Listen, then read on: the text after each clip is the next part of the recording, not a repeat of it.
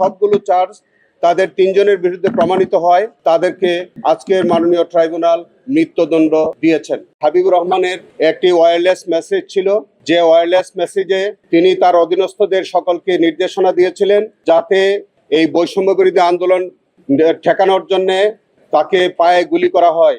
মৌখিক নির্দেশনা ছিল কোমরে গুলি করার, বাস্তবে সকলকেই বুকে মাথায় গুলি করে হত্যা করা হয়েছে।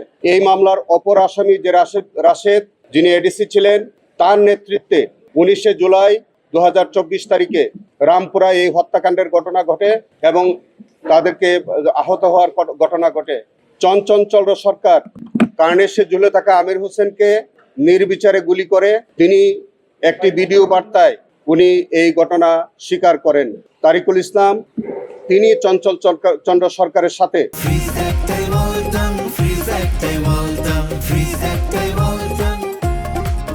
এই আহত এবং নিহতদের নির্বিচারে গুলি করে তাদেরকে হত্যা করে এবং আহত করে। এই মামলার মধ্যে চঞ্চল সরকার তাকে গ্রেফতার করা সম্ভব হয় এবং গ্রেফতার হওয়ার পরে তিনি একটা এক্সট্রা জুডিশিয়াল কনফেশনাল স্টেটমেন্ট দেন এবং তিনি এই গুলি করার ঘটনা স্বীকার করেন। তার স্বীকারোক্তি অনুযায়ী তিনি আমাদের অন্যতম ভিকটিম আমির হোসেনকে কার্নিশে ঝুলে থাকা অবস্থায় তাকে গুলি করার অপরাধ তার বিরুদ্ধে প্রমাণিত হয়। সেই কারণে তার বিরুদ্ধে শুধু আমির হোসেনকে গুলি করার যে চার্জ সেটা প্রমাণিত হয় এবং তাকে সেই চার্জে তাকে 20 বছরের সাজা দেওয়া হয়েছে এবং অন্য যে চার্জগুলো ছিল, মায়া ইসলামকে হত্যা করার ঘটনা কিংবা আমাদের নাদিম মিজানকে হত্যা করার ঘটনা, বাসেত মুসা খানকে যে আহত করার ঘটনা, এই 3টি চার্জ তার বিরুদ্ধে প্রমাণিত না হয় এই 3টি চার্জ থেকে তাকে খালাস দেওয়া হয়েছে। আমরা মনে করি চঞ্চল সরকারের যে এই রায় এটি যথার্থ হয়েছে এবং আমরা এই রায়ে আপাতত সন্তোষ প্রকাশ করছি।